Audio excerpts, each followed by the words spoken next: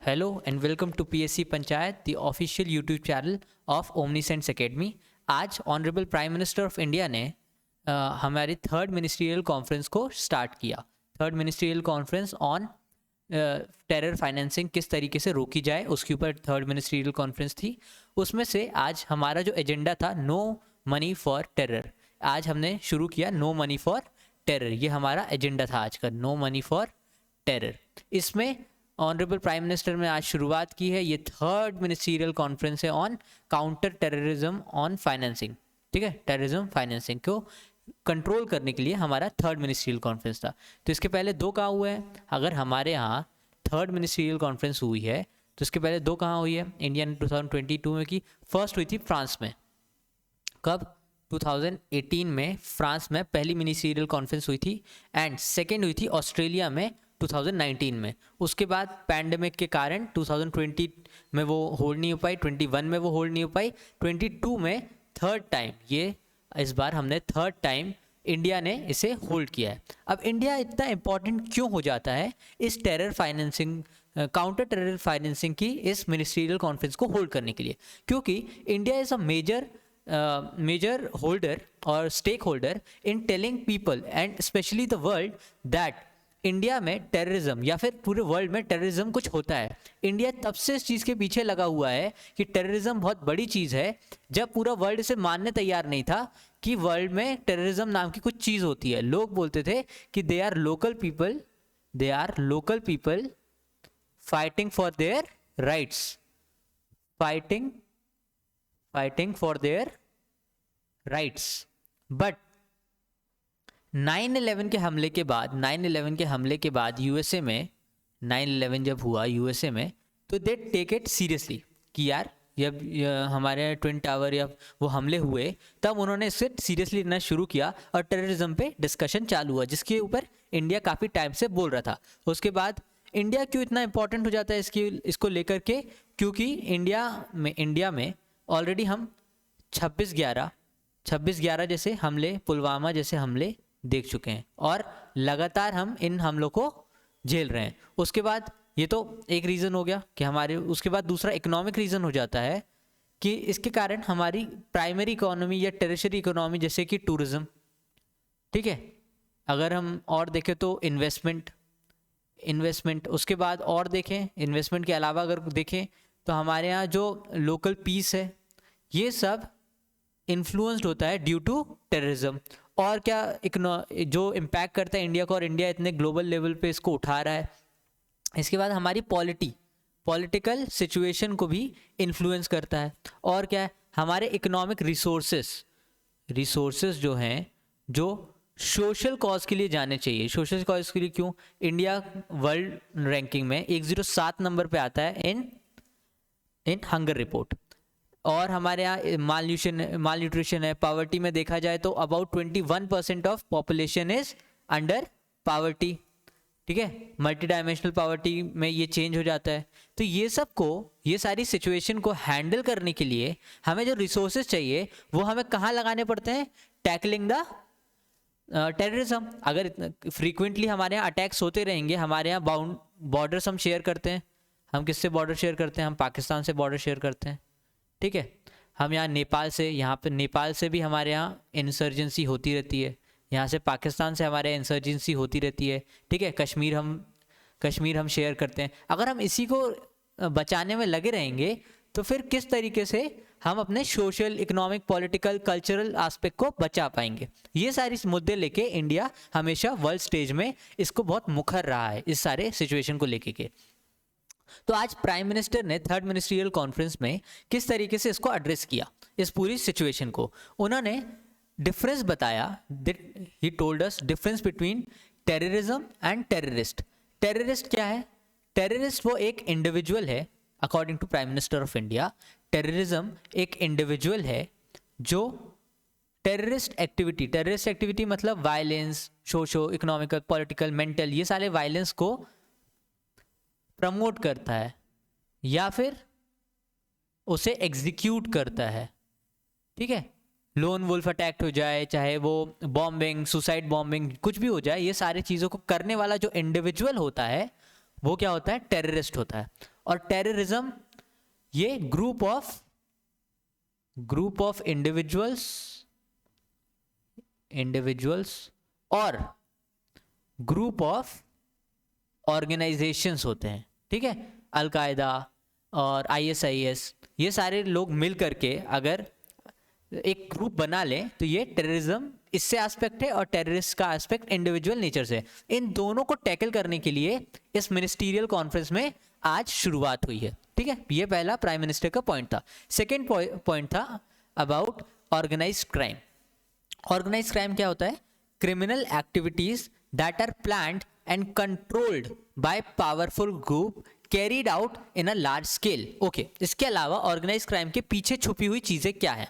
Organised crime is done by local gangs और groups, criminal groups. कौन से वाले? क्रिमिनल ग्रुप्स, ठीक है। अब पहले टेरर फाइनेंसिंग को हम समझ लेते हैं थोड़ा सा। टेरर फाइनेंसिंग में इसको पहले हटा लेते हैं, फिर हम बात करेंगे कि हम किस पे बात करने वाले हैं, ठीक है। थोड़ा सा इसको साफ कर लें।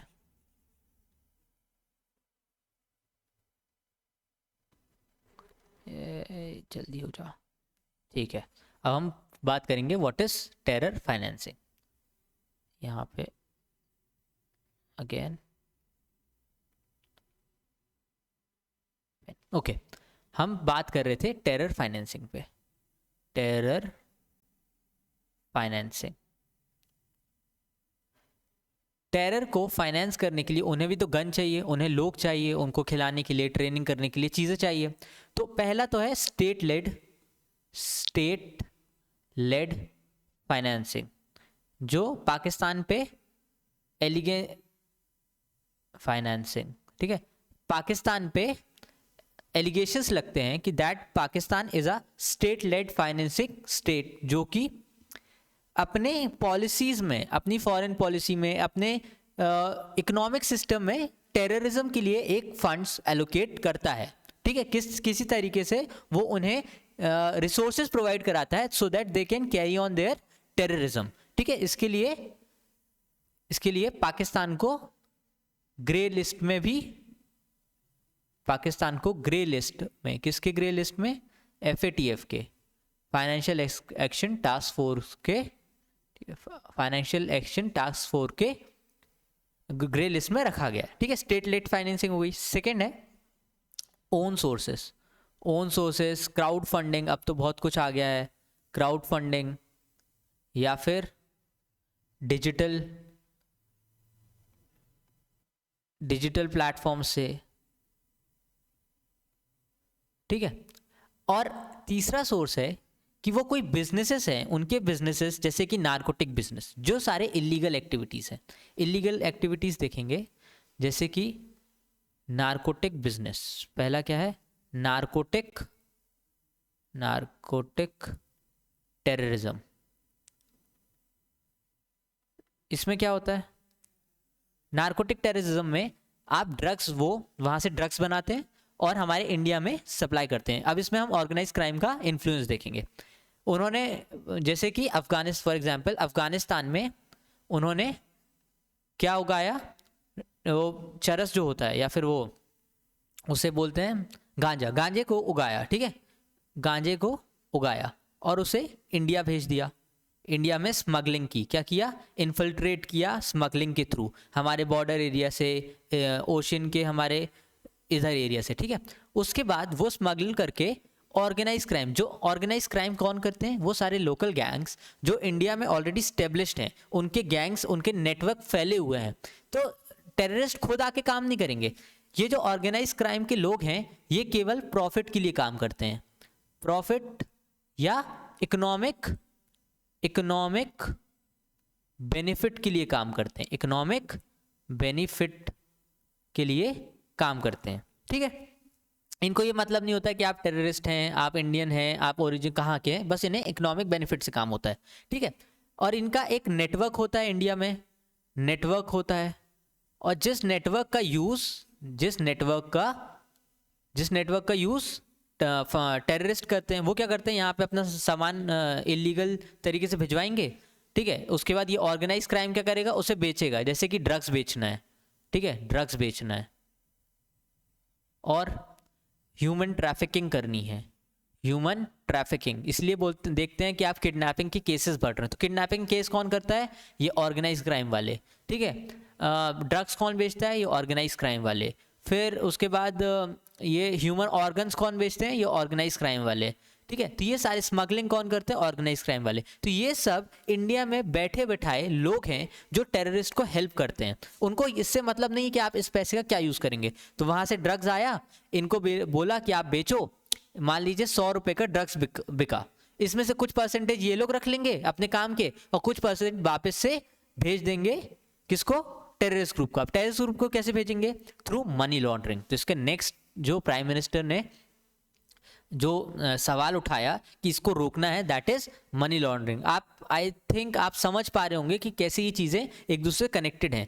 पहले तो कि टेरर फाइनेंसिंग क्या होती है हमने ये देखा, उसके बाद ऑर्गेनाइज क्राइम, यहाँ के लोकल गैंग्स के, जैसे कि दाऊद इब्राहिम क्या था, दाऊद इब्राहिम एक ऑर्गेनाइज क्राइम का वो था, हेड था, कि बाहर से टेररिस्ट एक्टिविटी करनी है, इनको बोला कि आप क्रिमिनल हो, यहाँ पे आपका नेटवर्क है, आप बम फोड़ दो, उन्हें फोड़ दिया।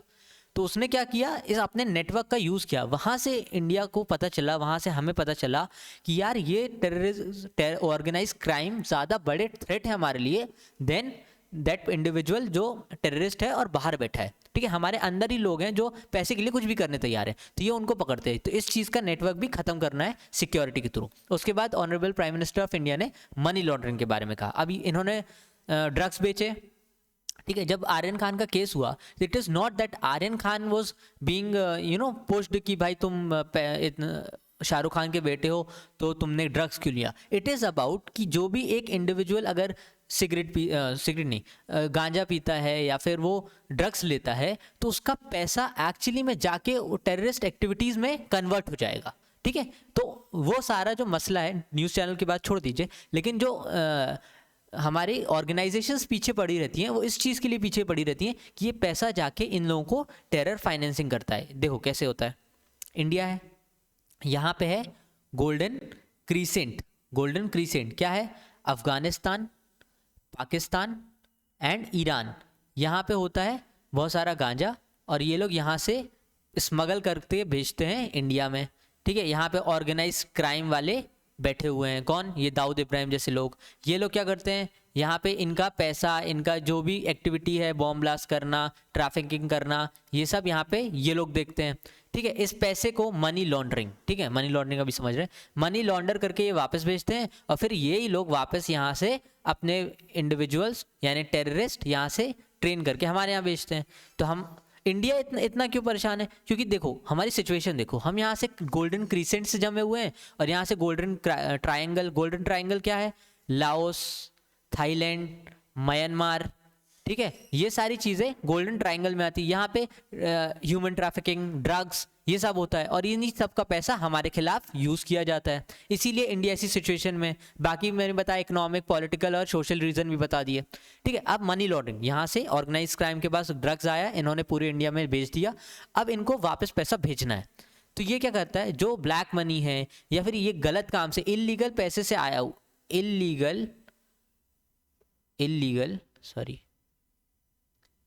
इलीगल सोर्स से पैसा आना जो होता है, मनी होती है, उसे ब्लैक मनी बोलते हैं, जो गवर्नमेंट को नहीं बताई गई है, ठीक है। अब इसी का यूज़ होता है किसमें, टेररिज्म में। इसीलिए हमारे यहाँ फाइनेंशियल एक्शन टास्क फोर्स होती है, हमारे यहाँ CBI, ठीक है। ये सारी चीज़ें क्यों की जाती हैं, क्योंकि इसका पैसा हमारे खिलाफ सिक्योरिटी पर्पस में डिफिकल्ट आएगा। अब मनी लॉन्ड्रिंग क्या होती है, मनी लॉन्ड्रिंग ये प्रोसेस है जिसमें आप इलीगल पैसे को वाइट में लॉन्डर करना, मतलब साफ करना। तो इसमें क्या किया गया कि ब्लैक मनी को लॉन्डर करके, मतलब सफाई करके उसे वाइट में कन्वर्ट करना। अब वाइट में कन्वर्ट हो जाएगा तो आप उसको यूटिलाइज कर सकते हो। ये टेरर पर्पस से भी हो सकता है, नॉन टेरर पर्पस से भी होता है, बट ये इलीगल सोर्स है, ठीक है, इलीगल है इंडिया में। Accumulation of legal illegal money. पहले क्या किया आपने, ये ड्रग्स बेच के या फिर क्राइम करके, लोगों से वसूली करके, किसी भी तरीके इलीगल तरीके से पैसा कमाया जिसकी जानकारी गवर्नमेंट को नहीं है, ठीक है, उससे पैसा कमाया। उसके बाद उस पैसे को आपने प्लेस किया। प्लेस कहाँ किया, छोटे छोटे, मान लीजिए आपको 10,000 crore, just imaginary figure, 10,000 crore आपके पास हैं, आपने इसे छोटे छोटे अमाउंट्स में डिस्ट्रीब्यूट किया। आपका चैनल है, आपका नेटवर्क है, एज अ ऑर्गेनाइज क्राइम आपका बहुत सारा नेटवर्क है, आपने छोटे छोटे बैंक अकाउंट में से ट्रांसफ़र कर दिया छोटे छोटे अमाउंट में, ताकि किसी को पता नहीं चले। इसीलिए 50,000 का एक वो हुआ है कि 50,000 से ऊपर अगर आप बैंक में जमा करते हैं आपका पैन कार्ड लगेगा। समझ रहे हैं कि गवर्नमेंट के जो डिसीजंस होते हैं वो हवा में नहीं होते हैं, उनके पीछे कुछ लॉजिक्स होते हैं, ठीक है। तो ये सब अपने सर्वेलेंस को बढ़ाने के लिए, ठीक है।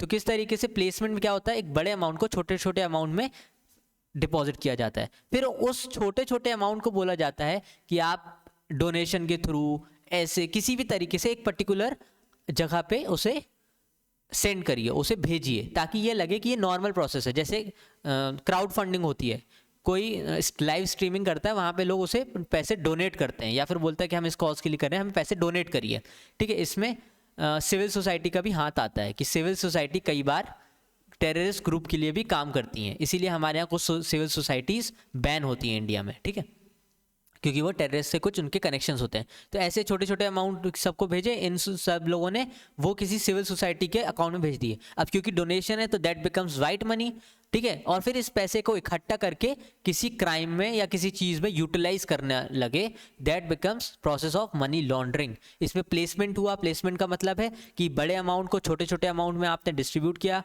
लेयरिंग का मतलब है, हाँ, प्लेसमेंट का मतलब है कि पहले उसे किसी चीज़ में जगह लगाया, किसी सिस्टम में, उसके बाद छोटे छोटे अमाउंट में उसको लेयर किया, और फिर एक जगह से लेयरिंग लेके आए, उस जगह एक जगह एक्सट्रैक्ट, एक जगह इकट्ठा किया और फिर उसे एक्सट्रैक्ट कर लिया, उसे निकाल लिया, उसे इंटीग्रेशन कर लिया उसका, ठीक है।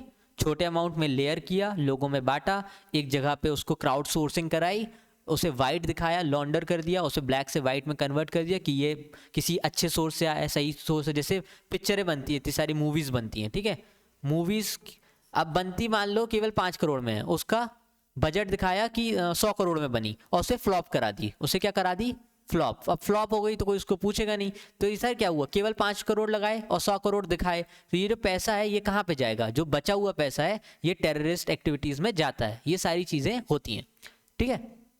इसके बाद dynamic challenges, honourable prime minister of India ने बताए कि क्या नए चैलेंजेस हैं। पुराने चैलेंजेस तो हैं ही हैं कि हमारे यहाँ जो सिविल सोसाइटीज़ हैं वो टेररिस्ट का साथ दे रही हैं, ठीक है। उसके बाद सेकंड है कि किस तरीके से पुराने सोर्सेस हैं, इन्फिल्ट्रेशन हो रहा है, किस तरीके से हमारे यहाँ वेपनरीज हमारे खिलाफ यूज़ हो रही हैं, ठीक है। ये सारी चीज़ें तो हैं ही, लेकिन इसके अलावा टेक्नोलॉजी का बहुत यूज़ हो रहा है इंडिया के खिलाफ। टेक्नोलॉजी टेररिज्म को बढ़ाने के लिए टेक्नोलॉजी का यूज़ कैसे हो रहा है, आप अब पहले क्या होता था, उन्हें रिक्रूट करने लोग थे, तो लोगों का रिक्रूटमेंट जो करना होता था, लोगों को बुलाना पड़ता था, उसके लिए उनको क्या करना पड़ता था, किसी बेस में बुलाना होता था, नेपाल के थ्रू उनको ट्रेनिंग सेंटर भेजा जाता था, आपने बेबी मूवी में देखा होगा, ठीक है, ये सब करना पड़ता है। लेकिन अब क्या है, टेक्नोलॉजी है, वीडियो कॉल हुआ, या हम तो आजकल हम लोग सुन रहे हैं कि पबजी में भी वो लोग बात करते थे थ्रू लाइव चैट्स, ठीक है, और इस तरीके से उनको इन्फ्लुएंस किया जाता है, वीडियोस का यूज़ किया जाता है, वीडियोस का कट्टरपंथी वीडियोस का यूज़ किया जाता है, जहाँ पे एक पर्टिकुलर रिलीजन को टारगेट किया जाता है कि उनके खिलाफ बहुत ज़्यादा ऑपरेशन हुआ है, ऑपरेशन के खिलाफ उन्हें लड़ना होगा, और इस तरीके से लोन वुल्फ या फिर स्लीपर सेल्स या फिर terrorist lone wolf, sleeper cells और सुसाइड बॉम्बिंग, ये सारे केसेस, ये सारे तरीके टेक्नोलॉजी ने बहुत आसान कर दिए हैं उनको। जैसे हमने सुना था कुछ दिन पहले कि केरला के कुछ स्टूडेंट्स जाके ISIS ज्वाइन कर लेते हैं, ठीक है, इस्लामिक ऑर्गेनाइजेशन ज्वाइन कर लेते हैं फॉर टेररिज्म, ठीक है।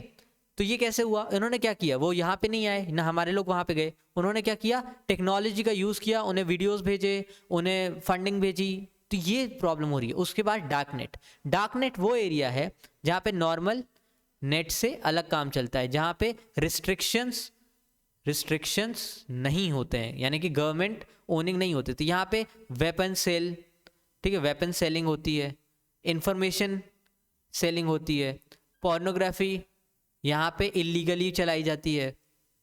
इसके अलावा जो आप टेररिस्ट एक्टिविटीज़, जैसे अगर कोई वीडियो आप डालते हैं और वो वायलेंस को प्रमोट कर रहे हैं तो उसको यूट्यूब हटा देगा।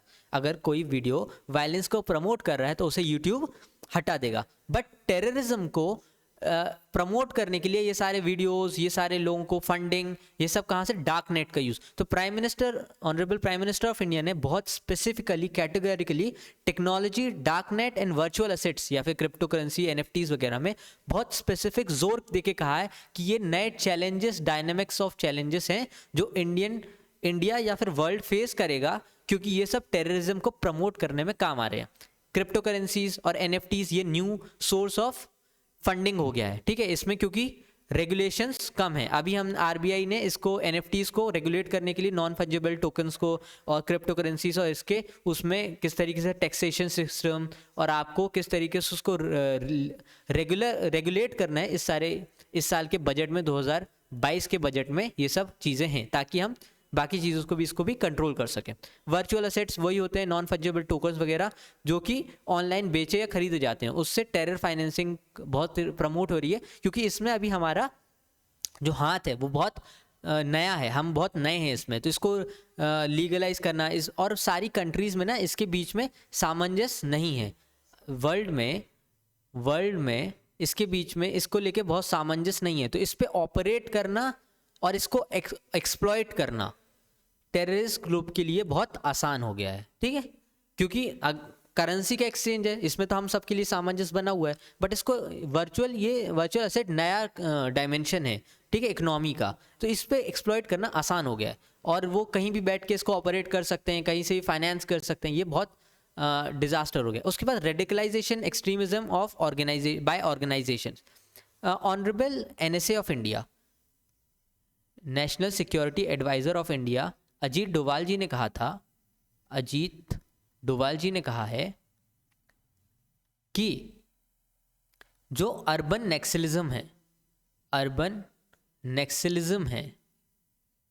नेक्सलिज्म जो है वो प्रमोट कर रहा है टेररिज्म को, या थ्रेट है टू इंटरनल सिक्योरिटी।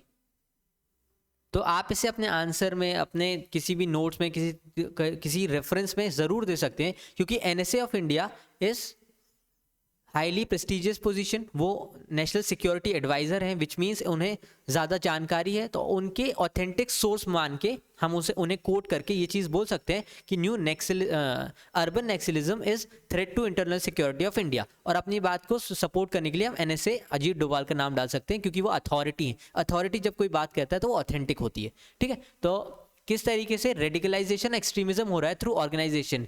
और अभी हमने देखा होगा कि पीपीएफ करके एक ऑर्गेनाइजेशन थी जिसे बैन किया गया है, ठीक है। तो ये सारी एनजीओज के ऊपर जैसे रेड क्रॉस सोसाइटी के एनजीओज हैं, उनके ऊपर किस तरीके से वो अपने फंड्स को रेज कर रहे हैं या यूटिलाइज कर रहे हैं, या कहाँ से फंड आ रही है, फॉरेन सोर्स से फंड आ रही है तो उन्हें एफआरबीएम एक्ट के अंदर आना होगा, उन्हें अपनी इन्फॉर्मेशन देनी होगी। ये सारी कड़ाई इसलिए हो रही है क्योंकि ये सब हमें सिक्योरिटी पर्पस से देखना पड़ रहा है। तो हम इसके पीछे ये लॉजिक दे सकते हैं, और इसी को हम फ्लो में अगर देखें तो हमारे honourable prime minister of India ने इन चीज़ों को अपने एड्रेस किया हुआ है, ठीक है। नेक्स्ट हम देखते हैं होम मिनिस्टर ऑफ इंडिया ने अमित शाह जी ने पिलर्स दिए हैं टू टैकल टेरर फाइनेंसिंग। जब ये ओपनिंग हुई, उसके बाद जब कॉन्फ्रेंस बैठी, तब इनिशियल में हमारे honourable home minister of India ने कुछ पिलर्स दिए जिस पे हम काम करेंगे, सो दैट जो हमने अभी प्रॉब्लम्स पड़ी, जो honourable prime minister of India ने हाईलाइट की थी, वो हम कैसे दूर कर सकते हैं। तो उन्होंने बोला कि हम लेजिस्लेटिव, मतलब हम विधायकी लेके आएंगे और टेक्निकल फ्रेमवर्क लेके आएंगे टू काउंटर टेरर फाइनेंसिंग। ठीक है, हम विधायक की ऐसे सारे वो लेके आएंगे, जैसे FRBM एक्ट हो गया। ठीक है, इसके ऊपर हमने वो जो पैन कार्ड वाला वो देखा, उसके ऊपर और हमने क्या देखा, उसके ऊपर हमने NGOs पे किस तरीके से अगर फॉरेन फंडिंग हो रही है तो उस पर किस तरीके से हमें रेगुलेशंस पास किए। उसके ऊपर हमने और क्या देखा कि बजट में 2020 में किस तरीके से फाइनेंस मिनिस्टर ऑफ इंडिया ने नॉन फंजेबल टोकन्स के ऊपर टैक्सेस और रेगुलेशंस लगाए हैं। उसके बाद इसको लीगलाइज नहीं किया है, रोक नहीं लगाई है बट लीगलाइज भी नहीं किया। उसके बाद मॉनिटरी फ्रेमवर्क कैसे बनाएंगे। मॉनिटरी फ्रेमवर्क होता है कि किस तरीके से हमारा मॉनिटरी सिस्टम एक्सेप्ट करेगा पेमेंट्स या नहीं। ठीक है, हम खुद अभी वर्चुअल करेंसीज पे काम कर रहे हैं। ठीक है, उसके बाद हमने इसके एक्सेप्टेंस और डिनायल के ऊपर डिस्कशन करना है। हमारा मॉनिटरी फ्रेमवर्क किस तरीके से रहेगा कि हम उनके जो फंडिंग है उसको रोक सकें। उसके बाद सीजिंग ऑफ प्रॉपर्टी, अगर हमारे यहाँ इंटरनल सिक्योरिटी को थ्रेट है तो उस थ्रेट, जो भी व्यक्ति उसको थ्रेट कर रहा है या उससे जुड़े लोग हैं, जो ऑर्गेनाइजेशन है, उनकी प्रॉपर्टी सीज कितनी जल्दी हो ताकि उन्हें जो फाइनेंशियल बैकिंग मिल रही है उसको कितनी जल्दी से अवॉइड किया जा सके, उसके ऊपर काम चलेगा। उसके बाद इंटरनेशनल कोऑपरेशन। ठीक है, मतलब हमारे इंफॉर्मेशन एक्सचेंज, इसके नीचे यही है इंफॉर्मेशन एक्सचेंज। इंटरनेशनल कोऑपरेशन जैसे क्या होता है कि अगर डिफरेंट वर्ल्ड्स अलग अलग तरीके से काम करते हैं तो इनकी इंटरऑपरेबिलिटी ज़्यादा बेहतर हो जाती है टेररिस्ट एक्टिविटीज़ की, क्योंकि due to inconsistency between different origins. जैसे कि अगर यहाँ से देखा जाए तो पाकिस्तान में उन्हें फेवर है, उसके बाद नेपाल में उन्हें फ्री हैंड मिल जाता है, उसके बाद म्यांमार में वो जा सकते हैं और जब वापस आएंगे तो हमें वापस से अटैक करेंगे। अगर हमारी कोऑपरेशन हो जाए अमंग वेरियस कंट्रीज जैसे कि US, एशिया, ठीक है, यूरोप, ये सब इसके खिलाफ खड़े हो जाएं तो हमें इंटरनेशनल कोऑपरेशन से हम टेररिज्म को हरा सकते हैं। अब इस पे प्रॉब्लम क्या है, इंटरनेशनल कोऑपरेशन की बात क्यों आई है, क्योंकि चाइना ने हमारे ऊपर, जब हमने मसूद अजहर को बोला या फिर हमने चैनल उठाया कि मसूद अजहर को टेररिस्ट घोषित किया जाए तो चाइना ने क्या किया, उसके ऊपर वीटो कर दिया। तो ये जो इंटरनेशनल कोऑपरेशन नहीं है, हम अलग अलग तरीके से अपने हिसाब से टेररिज्म को फ्रेम कर रहे हैं। ये इंडिया बोल रहा है कि हम इसे कोशिश करेंगे कि हम इन legislative, monetary, seizing of property, international cooperation और एक्सचेंज ऑफ इंफॉर्मेशन से इन सारी चीज़ों से टेरर फाइनेंस को हम रोकने की कोशिश करेंगे। अब ये चीज़ देख लेते हैं कि क्या होगा। टेररिस्ट एक्टिविटीज़ को रोकना है तो उनके पैसों को आने से रोक दो। FATF एक ऑर्गेनाइजेशन है, इंटर गवर्नमेंट ऑर्गेनाइजेशन है जो 1989 में बनी थी, जो कि G7 ग्रुप है उसके पुश के द्वारा बनी थी। उसके बाद इसमें लोग जुड़ते गए, इस पे काम करते गए कि किस तरीके से लोगों को रोका जाए। इसमें 2 लिस्ट होती हैं, FATF 2 लिस्ट निकालता है, एक ब्लैक लिस्ट और एक ग्रे लिस्ट। ब्लैक लिस्ट में अभी कोई कंट्री नहीं है, ग्रे लिस्ट में अभी पाकिस्तान और नॉर्थ कोरिया है। ठीक है, ये टेररिस्ट एक्टिविटीज़ को बढ़ाते हैं, ये ऑब्जर्वेशन लिस्ट में रहते हैं, इनके ऊपर कुछ सैंक्शंस लगते हैं टू मेक श्योर कि ये लोग और टेरर फाइनेंसिंग ना करें। लेकिन अब USA क्या करता है, इनको इस लिस्ट से हटाने के लिए, उन्हें प्रमोट करने के लिए, अपने सामान बेचने के लिए इनको इस लिस्ट से पाकिस्तान को हटा देता है। तो ये जो इनकंसिस्टेंसी बिटवीन बिहेवियर है टुवर्ड्स टेररिज्म, ये इंडिया की अप्रोच है कि हम सब एक ही प्लेटफॉर्म पे आएँ, एक ही व्यू रखें और टेररिज्म को काउंटर करें।